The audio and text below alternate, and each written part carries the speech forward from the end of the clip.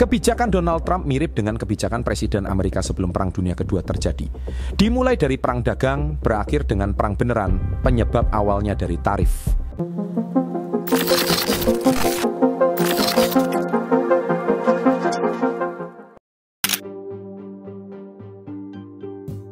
Pada tahun 1922, Amerika Serikat mengesahkan Fortney-McCumber Tariff Act, sebuah undang-undang perdagangan yang menaikkan tarif impor secara signifikan, khususnya terhadap produk dari Eropa. Tujuannya sederhana, melindungi industri domestik dan para petani Amerika dari banjir produk asing, terutama setelah Perang Dunia I yang membuat banyak negara Eropa mencari pasar ekspor baru. Namun, langkah ini juga menutup pintu bagi negara-negara yang sedang butuh pemasukan, seperti Jerman, yang sedang tercekik oleh beban reparasi perang. Sementara itu di Jepang, negara ini mulai membangun kekuatan industri dan ekspor mereka, terutama produk tekstil dan sutra mentah, yang banyak dikirim ke Amerika dan Eropa. Jepang belum terlalu terdampak oleh tarif ini, tapi langkah proteksionis Amerika menjadi sinyal awal bahwa dunia akan semakin tertutup, bukan terbuka. Tahun 1924 menjadi titik balik bagi Jerman yang saat itu hampir runtuh akibat inflasi parah dan tekanan ekonomi. Amerika Serikat melalui apa yang dikenal sebagai Dawes Plan mengalirkan kredit dalam jumlah besar kepada Jerman. Dana ini memungkinkan Jerman menstabilkan ekonominya dan memulai kembali kegiatan ekonomi domestik. Kota-kota seperti Berlin mulai hidup kembali. Industri berjalan, seni dan budaya berkembang, dan masyarakat mulai merasa optimis. Masa ini dikenal sebagai Goldene Zwanziger atau Golden Twenties di Jerman. Namun semua kemajuan itu dibangun di atas utang jangka pendek dari bank-bank Amerika. Dengan kata lain, Jerman berdiri di atas fondasi rapuh yang bisa runtuh sewaktu-waktu jika Amerika menarik dana mereka kembali. Di saat yang sama, Amerika Serikat menikmati masa keemasan ekonomi. Bursa saham meroket, konsumen membeli mobil dan rumah dengan cicilan, dan kepercayaan diri publik melonjak. Semua tampak baik-baik saja. Jepang meskipun tidak menerima dana langsung seperti Jerman, ikut menikmati derasnya permintaan global. Sutra Jepang menjadi barang mewah di pasar Amerika dan Eropa. Jepang pun mulai merasa percaya diri membangun industri berat dan memperluas kapasitas ekspornya. Namun di balik semua itu, dunia sebenarnya saling tergantung secara ekonomi. Dan seperti kartu domino, jika satu jatuh, semua akan ikut tumbang. Dan waktu itu semakin dekat. Tahun 1929 awalnya terlihat seperti puncak kejayaan ekonomi global. Di Amerika Serikat, indeks saham di Wall Street terus meroket. Orang-orang berinvestasi dengan euforia, bahkan meminjam uang untuk membeli saham. Sementara itu, kredit internasional tetap mengalir. Amerika meminjamkan uang ke Jerman, Jerman membayar reparasi ke Inggris dan Prancis, lalu Inggris membayar utang perang mereka ke Amerika. Sebuah siklus ekonomi yang terlihat stabil namun sangat rapuh. Hingga pada 29 Oktober 1929, pasar saham di Amerika ambruk dalam peristiwa yang dikenal sebagai Black Tuesday.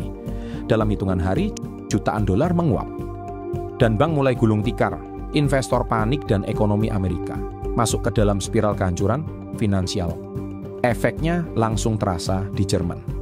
Karena sebagian besar dana pembangunan Jerman berasal dari utang bank Amerika, krisis di Wall Street memicu penarikan dana besar-besaran. Tanpa akses pada kredit, industri Jerman mulai kehabisan napas. Lapangan kerja menyusut dan tekanan sosial meningkat tajam. Sementara itu di Jepang, permintaan ekspor menurun tajam, terutama untuk sutra, komoditas unggulan mereka. Amerika yang sebelumnya merupakan pembeli terbesar sutra Jepang, kini tidak lagi sanggup membayar. Harga sutra jatuh, pabrik tutup, dan pengangguran mulai merebak. Deflasi pun melanda ekonomi Jepang dan ketidakpuasan terhadap sistem politik sipil mulai tumbuh. Kelompok militer dalam pemerintahan mulai semakin vokal dan mendapat simpati. Depresi belum diresmikan secara global, tapi ekonomi dunia sudah mulai runtuh seperti kartu domino. Dan langkah fatal berikutnya justru datang dari Amerika sendiri. Sebagai respons atas anjloknya ekonomi domestik pada tahun 1930, Presiden Herbert Hoover menandatangani Smoot-Hawley Tariff Act, sebuah undang-undang yang menaikkan tarif impor secara drastis terhadap lebih dari 20.000 barang asing. Tujuannya adalah melindungi petani dan industri Amerika dari kompetisi luar negeri selama krisis. Tapi yang terjadi justru sebaliknya. Dunia mulai membalas. Negara-negara seperti Kanada, Inggris, Prancis, hingga Jerman segera menaikkan tarif balasan, menciptakan gelombang proteksionisme global. Hasilnya, volume perdagangan dunia menyusut lebih dari 60% hanya dalam beberapa tahun. Ekonomi internasional yang sebelumnya saling tergantung membeku dalam ketidakpercayaan. Di Jerman, efeknya sangat terasa. Amerika menutup pasar bagi ekspor Jerman. Padahal Jerman sangat bergantung pada penjualan barang industri untuk membayar cicilan reparasi dan menjaga perputaran ekonomi. Harga barang-barang Jerman anjlok, deflasi makin parah, dan ribuan perusahaan kolaps. Pengangguran melonjak hingga jutaan orang. Kemarahan dan rasa frustrasi rakyat makin dalam, membuka ruang bagi propaganda ekstrim. Di Jepang, situasinya tak jauh berbeda. Ekspor tekstil dan produk ringan mereka terpukul keras akibat tarif Amerika. Harga jatuh, daya beli masyarakat menurun, dan kepercayaan terhadap sistem ekonomi global mulai lenyap. Di tengah kesulitan ekonomi ini, kelompok militer Jepang mulai memimpin diskusi soal kemandirian ekonomi dan ekspansi wilayah. Retorikanya sederhana. Jika kita tidak bisa menjual barang ke dunia, maka kita harus merebut sumber daya sendiri. Smoot-Hawley bukan sekadar kebijakan tarif, itu adalah percikan bensin di tengah ekonomi dunia yang sedang terbakar. Dan tahun-tahun berikutnya akan menunjukkan betapa besar api yang ditimbulkannya. Tahun 1931 menjadi titik balik dramatis. Setelah efek Smoot-Hawley dirasakan selama setahun penuh, ekonomi dunia mulai benar-benar runtuh. Bukan hanya karena depresinya, tetapi juga karena hilangnya kepercayaan antar negara dan dalam negeri masing-masing. Di Jerman, ekonomi yang masih bertahan akhirnya kolaps total ketika Danat Bank, salah satu bank terbesar di negara itu, ambruk pada bulan Juli. Kepanikan melanda dan tabungan hilang. Sistem perbankan tidak bisa lagi dipercaya. Pemerintah Jerman mencoba menghentikan kepanikan dengan menutup bank-bank untuk sementara waktu. Tapi itu justru memperparah situasi. Ekonomi berhenti, bisnis-bisnis gagal dan pengangguran melonjak tajam. Ini bukan lagi sekadar krisis finansial, ini krisis eksistensial. Bagi jutaan rakyat Jerman, demokrasi terlihat gagal total. Pada saat yang sama, di Jepang, para jenderal militer memutuskan bahwa mereka tak bisa lagi menunggu dunia pulih. Mereka melancarkan invasi ke Manchuria, wilayah kaya sumber daya di utara Tiongkok. Ini bukan hanya aksi militer, tapi strategi ekonomi. Jepang butuh batu bara, biji besi, dan wilayah untuk pasar baru. Jika perdagangan global mati, maka mereka akan membangun imperium sendiri dengan kekuatan senjata. Tindakan Jepang dikecam oleh dunia internasional, tapi tidak ada negara yang bertindak nyata untuk menghentikannya. PBB hanya bisa mengeluarkan kecaman simbolis. Jepang keluar dari organisasi tersebut dan semakin yakin bahwa sistem global barat tidak bisa diandalkan. Sementara itu, di Amerika, pengangguran terus meningkat. Kebijakan Presiden Hoover dianggap terlalu pasif. Negara adidaya ini menutup diri di saat dunia justru membutuhkan pemimpin global. Ironisnya, tindakan ini justru menguatkan politik radikal dan kekuatan militer di luar negeri. Tahun ini menjadi tahun tergelap secara ekonomi dan politik untuk banyak negara. Di Jerman, lebih dari 6 juta orang menganggur, sekitar 30% dari populasi pekerja. Banyak dari mereka adalah veteran perang, buruh, atau kelas menengah yang kehilangan segalanya. Ketika pemilu digelar, Partai Nazi di bawah Adolf Hitler muncul sebagai partai terkuat meskipun belum mayoritas mutlak. Retorika mereka sederhana namun kuat. Demokrasi gagal, komunis terlalu radikal, kami adalah solusi, kami akan bawa Jerman kembali berjaya. Masyarakat yang frustrasi mulai menyambut janji-janji otoritarian dengan tangan terbuka. Ekonomi yang lumpuh membuka jalan bagi politik ekstrim. Dan ini adalah pelajaran penting sepanjang sejarah. Sementara itu, di Jepang, invasi Manchuria dianggap sukses besar oleh masyarakat. Militer Jepang mulai mendapat kekuasaan lebih luas. Para pemimpin sipil dibungkam dan kebijakan luar negeri sepenuhnya berada di tangan militer. Jepang kini berjalan menuju ekonomi perang. Mengandalkan sumber daya dari wilayah yang direbut, dan Jepang kini tidak mempercayai perdagangan bebas internasional. Di Amerika, rakyat semakin kehilangan harapan pada pemerintahan Hoover, jumlah pengangguran mencapai lebih dari 20% dan angka bunuh diri melonjak. Di jalanan banyak kamp tunawisma bermunculan dan disebut Hoovervilles sebagai bentuk sindiran terhadap presiden. Negara ini masih mencoba bertahan tanpa reformasi besar, tapi sesuatu harus berubah, dan perubahan besar itu akan datang tahun berikutnya. Setelah 3 tahun kekacauan ekonomi dan politik, tahun 1933 menjadi titik balik dunia. Di Jerman, krisis yang tak kunjung usai menjadi pembuka bagi Adolf Hitler. Pada 30 Januari, ia dilantik secara resmi sebagai kanselir, bukan dengan kudeta, tapi melalui proses demokrasi. Rakyat yang putus asa melihatnya sebagai harapan terakhir. Partai Nazi menawarkan jawaban sederhana, kerja untuk semua, nasionalisme ekstrem dan penolakan total terhadap reparasi dan pasar global. Bagi banyak orang, Hitler bukan pilihan politik, tapi pilihan perut. Begitu berkuasa, ia meluncurkan proyek besar, jalan tol autoban, industri militer, dan blok dagang tertutup. Jerman tak lagi mengandalkan pasar dunia. Mereka mulai bersiap untuk ekonomi perang. Di Jepang, kesuksesan di Manchuria menguatkan militer dan pemerintahan sipil hanya nama. Negara ini bergerak penuh ke arah imperialisme ekonomi. Pabrik dan tambang dibangun di tanah yang direbut. Jepang tidak lagi percaya pada perdagangan global. Mereka mau menguasai sumber daya sendiri. Amerika Serikat juga berubah. Franklin D. Roosevelt, FDR, dilantik pada bulan Maret dengan New Deal-nya. Ia mendorong belanja besar-besaran untuk infrastruktur dan bantuan sosial. Tapi satu hal tetap, tarif tinggi masih berlaku. Amerika belum kembali ke panggung perdagangan dunia. Dunia kini terpecah menjadi 3 arah. Amerika dengan reformasi internal, Jerman dengan diktator dan industri perang, Jepang dengan imperium militer di Asia Timur. 4 tahun setelah invasi Manchuria, Jepang melancarkan serangan penuh ke China, memicu Perang Tiongkok-Jepang kedua. Ini bukan lagi pergulatan terbatas seperti dulu, tapi invasi militer penuh. Kota-kota besar seperti Beijing, Shanghai, dan Nanjing diserbu dengan brutal, dan serangan ini bukan tentang ideologi atau ekspansi militer. Ini adalah strategi ekonomi penuh. Jepang ingin menjadikan daratan Cina sebagai zona koprosperitas yang akan menjadi pasar, sumber bahan mentah, dan lokasi pabrik bagi ekonomi mereka. Jepang tahu, jika mereka tidak bisa berdagang bebas, maka mereka akan menciptakan pasar mereka sendiri dengan paksa. Sementara itu, Jerman di bawah Hitler mulai menunjukkan wajah sebenarnya. Setelah sukses memulihkan sebagian ekonomi lewat proyek-proyek kerja dan remilitarisasi terselubung, kini mereka mulai secara terbuka membangun kekuatan militer.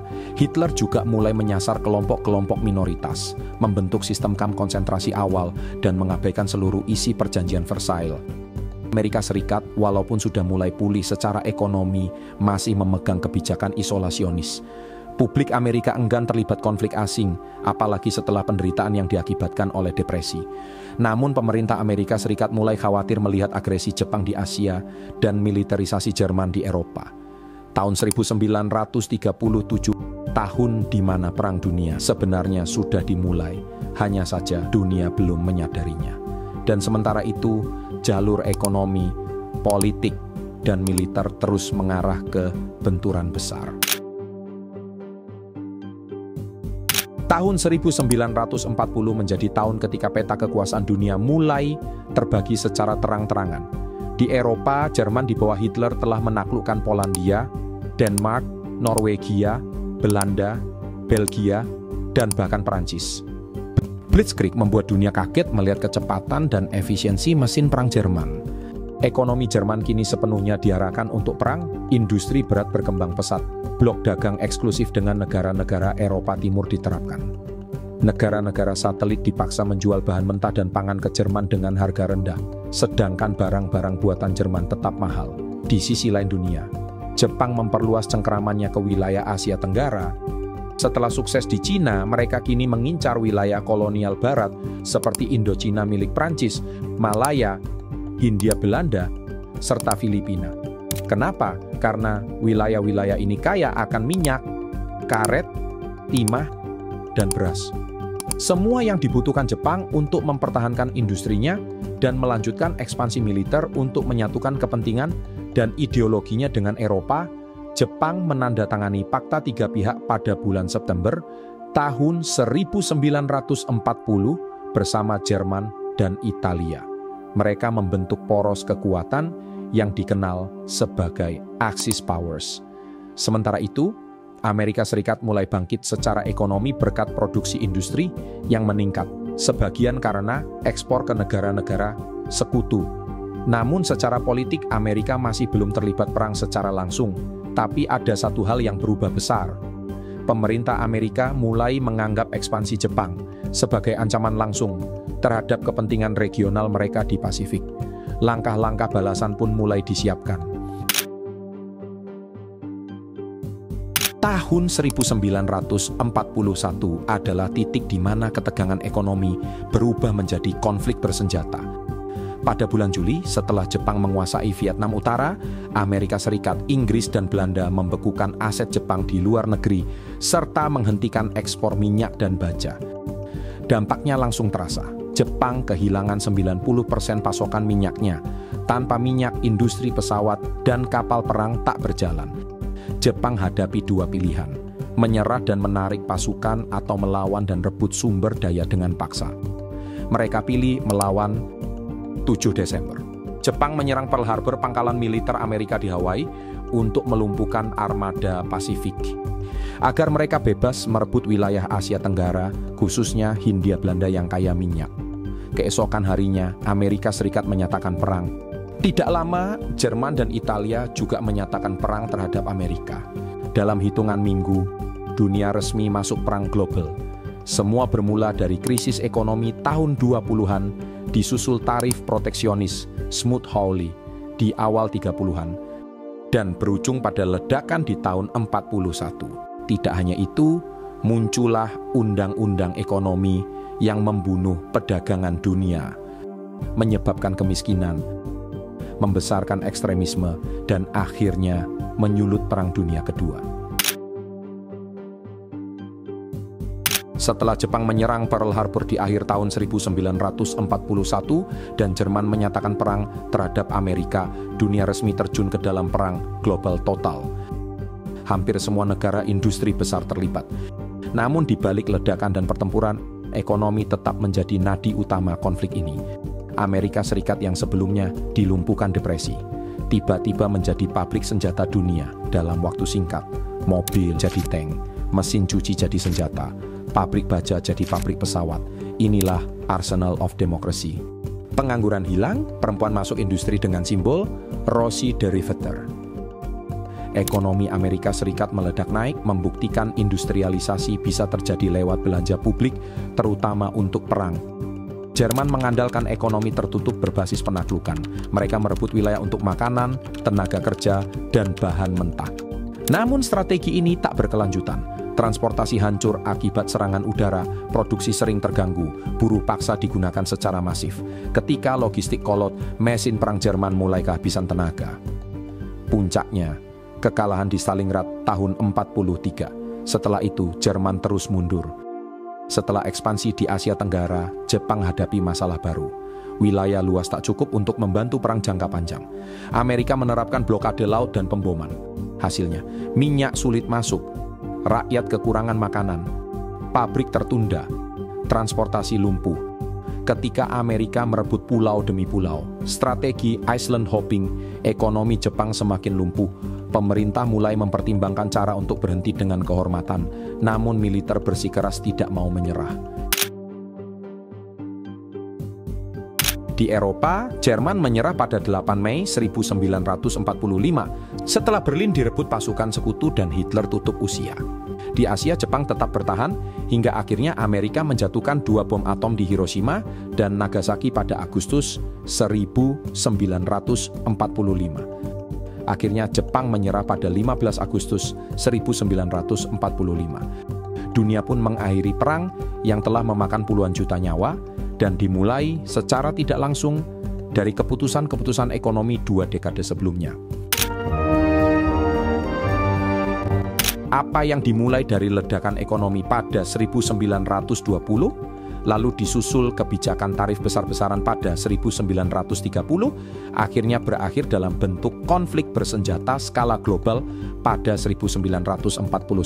Tarif Smoot-Hawley memang hanya undang-undang ekonomi, Tapi dampaknya menjalar, membunuh perdagangan dunia, menyulut pengangguran masif, menumbuhkan ekstremisme politik, memicu ekspansi militer, hingga akhirnya membakar dunia dalam Perang Dunia Kedua.